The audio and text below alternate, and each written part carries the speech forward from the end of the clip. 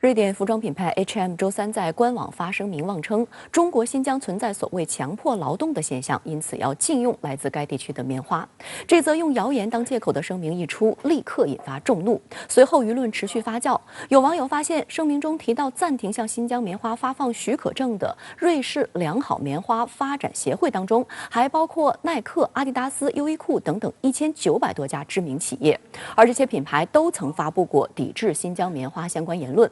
带头抵制新疆棉的瑞士良好棉花发展协会究竟是一个什么机构？在这场事件中扮演什么角色？来看看报道。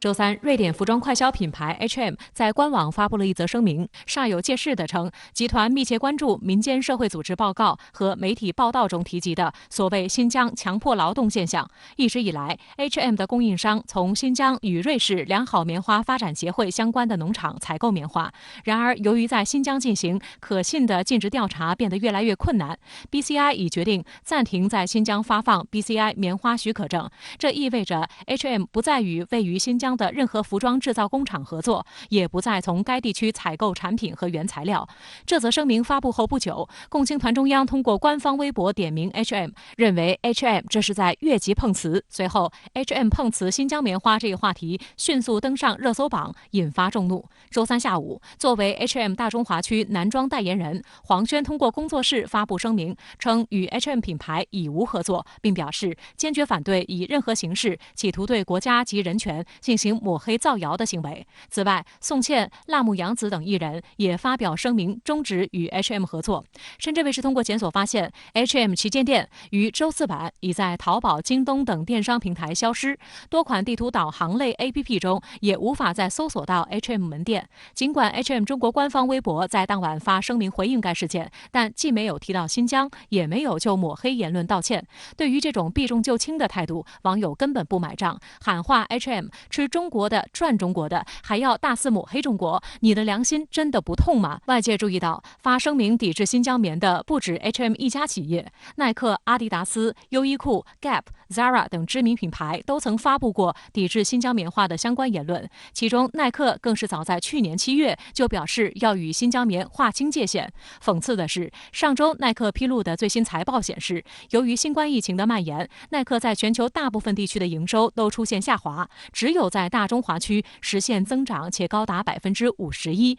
这一数据使耐克全球总营收上涨3%。事实上，中国市场对耐克营收的贡献是持续性的，即便是在疫情冲击下，大中华区的销售额也连续第6年实现增长。耐克也是中国市场对他来说是非常重要的，而且增长很快的一个市场，对他来说商业利益是非常庞大的。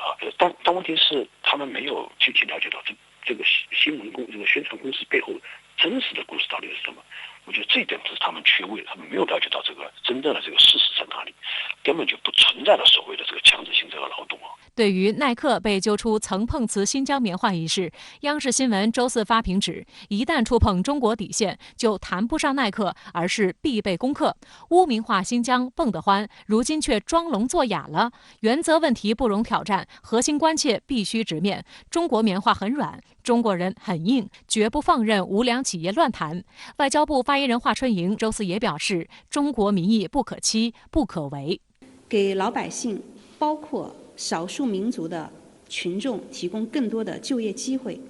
一般正常人都会觉得是件好事儿，因为可以让人民过上越来越好的生活。但是就有人认定一定是强迫劳动或者暗无天日的压迫。为什么？因为他们自己历史上真的就这么干了上百年，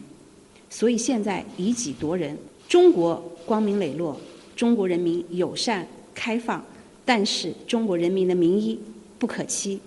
不可为。值得注意的是，这些打着人权幌子、急着发声明与新疆棉进行所谓切割的企业，同属一个叫瑞士良好棉花发展协会的机构。BCI 于2009年注册，总部位于日内瓦，是一家国际性会员组织机构，在中国、印度、巴基斯坦和英国设有代表处。截至2020年5月初 ，BCI 的全球会员数达到1953家。外界注意到，此番被会员企业频繁碰瓷的新疆棉，其产能反而是获 BCI 认证率最高的，达15%。而作为全球3大主要产棉国的美国，目前仅有6%的棉花产能获 BCI 认证。华春莹在周4的例行记者会上拿出2张照片，分别是美国黑奴被强迫在棉花地里采摘的照片，和中国新疆超过40%棉花田都已经进行机械化采摘的情景，以此驳斥 BCI 对新疆强迫劳动的指责。中国的市场就在这儿，不需要我们去专门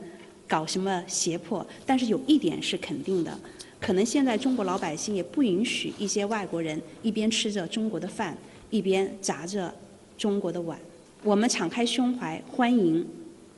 外国的企业和人员在中国经营、生活和工作，但是我们反对基于谣言和谎言对中国进行恶意的攻击，甚至损害中方的利益。深圳卫视梳理发现，号称非营利性机构的 BCI 背后的金主实际上是美国国际开发署。美国国际开发署是一个按照美国国务院制定的外交政策，承担美国大部分对外非军事援助的联邦机构，可以说是美国对国外的利益输送组织，对美国的外交有着举足轻重的影响。过去，美国国际开发署在全球各地资助反对派、贿赂官员、带节奏煽动民众的新闻屡见不鲜。